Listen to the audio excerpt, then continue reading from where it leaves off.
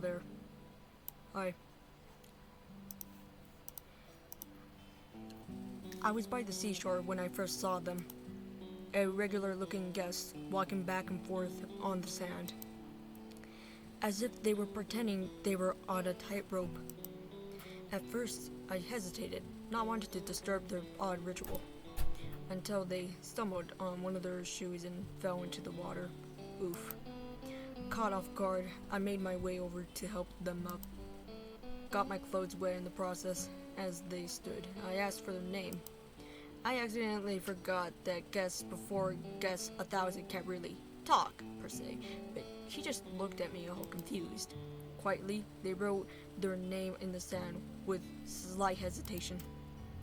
Guess 666. A really unfortunate name.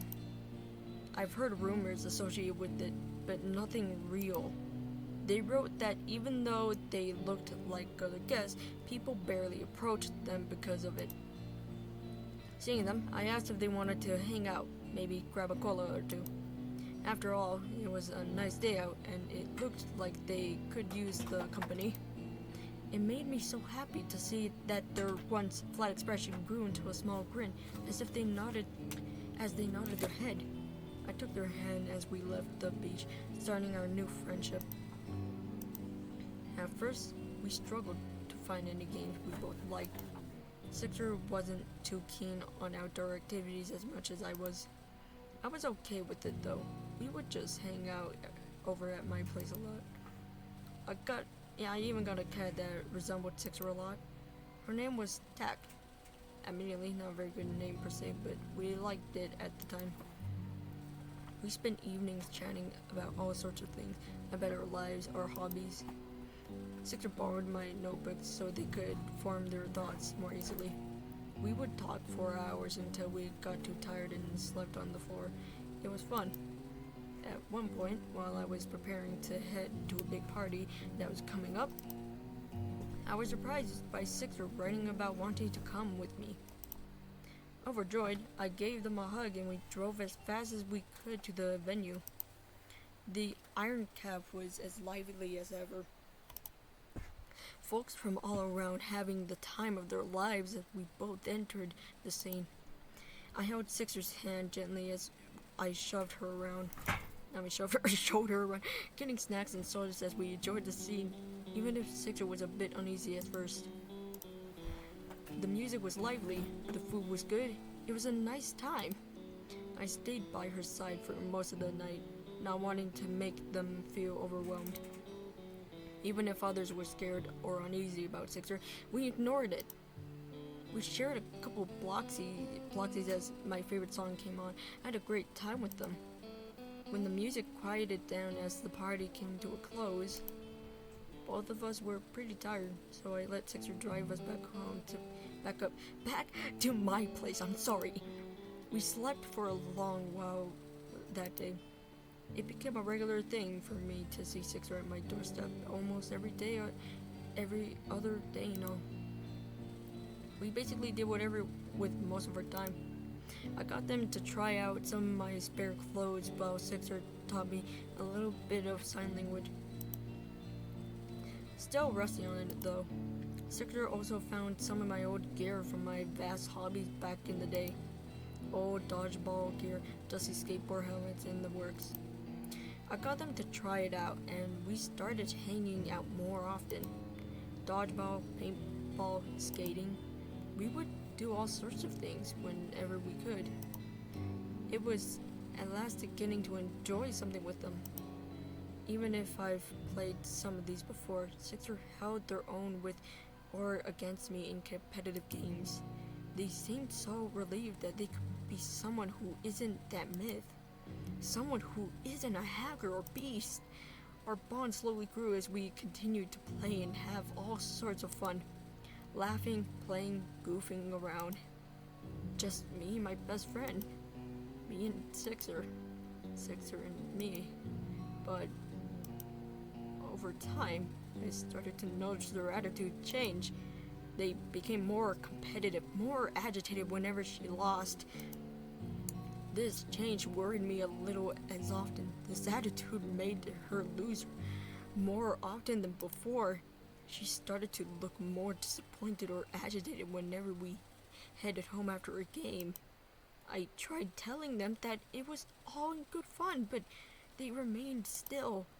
Whenever there was a leaderboard in our hangout sessions, she'd often stare at both me and their own names.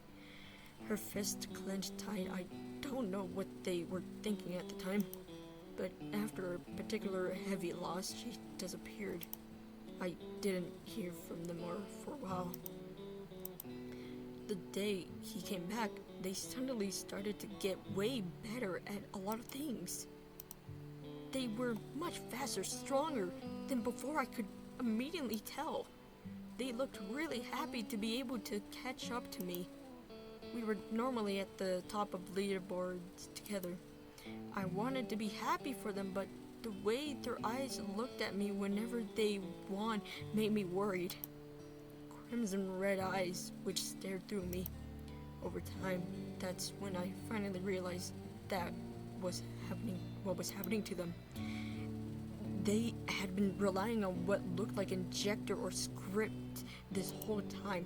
Its red color bright as Sixer kept using it, which was once a way to catch up to me, became like a necessity, like a vice they were unable to part with. I desperately wanted to say something, but I don't want to ruin what we had. It was changing them. That rumor she hated, it was becoming a reality.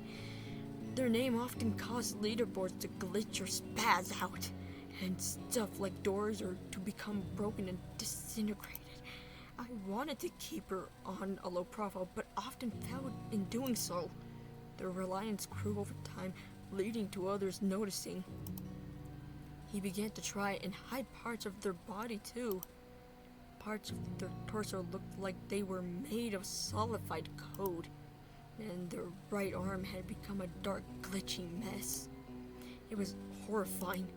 My best friend had changed in front of me, from a quiet yet kind-hearted friend to someone who couldn't let go of something that was actively hurting them. It felt like something overtook their mind, and it was horrible. I should have told them to stop sooner. My breaking point was hearing their voice through their vice for the first time. Although it was raspy and heavy filtered, they spoke to me. The problem was how badly it had affected Sixer's body. Every word that came out of their mouth caused the visible patches of code to shift and grow. Overwhelmed, I confronted Sixer on the same seashore when I met them. They were there first, staring at the sea. I spoke first. I said it cheekily, my fists clenched as I saw them. I called out to them. They had to give it up. They needed to give it up. My voice was clear. I told Sixer about how the script needed to be gone, as it was only worsening their body at this rate. I didn't want to see them like this. That horrible rumor of a violent exploiter was becoming real. Sixer stared at me, shocked. They eventually began closing the distance between us. Hands or claws clenched tightly as they kept their voice steady. He tried to explain to me how they desperately needed it, that it helped find their own name, how undeserving they were of this world, how they thought I would be proud that they have found their own identity without me or the Miz. Proud that I could finally talk to them. Hearing all of that, I acted without thinking. I yelled at them as loud as I could.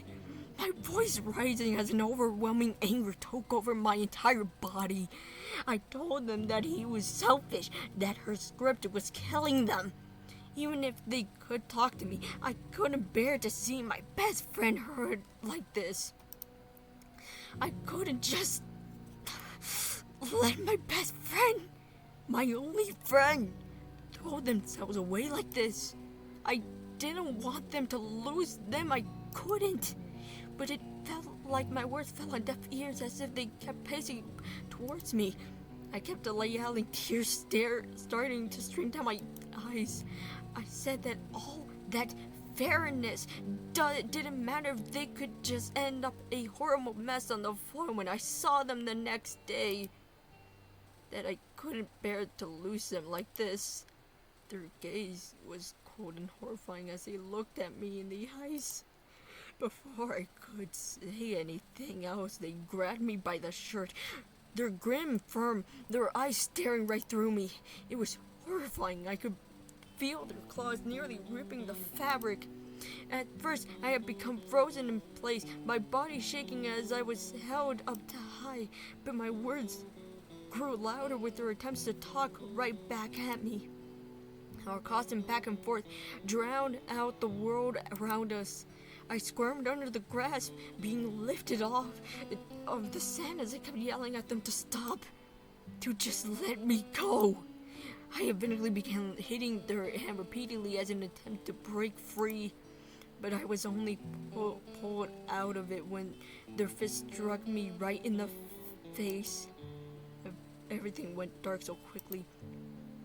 Sixer dropped me to the sand as I felt the pain on my face, slowly starting to get up as I felt a loud ringing in my ears. I coughed a bit, my face bruised as I looked up at them. Sixer's expression mirrored mine, an expression of shock and regret meshed together. Tears formed in my eyes as I slowly got up from the ground, voice unsteady. That was it. That was the last straw. I told them to never talk to me again, my voice shaky and cold. At that moment, I wanted nothing to do with them. Nothing they said now could change my mind. I stared at him, trying not to choke up as I wept. The emotion tide beginning to pick back up as I walked away, leaving them behind. She yelled at me as I left, but that horrible voice I heard wasn't theirs. The static and noise overtaking whatever words they had as they tried to get my attention. I didn't turn back. October 1st, 2017. I haven't seen them since that fateful day. S666. My best friend. My one and only.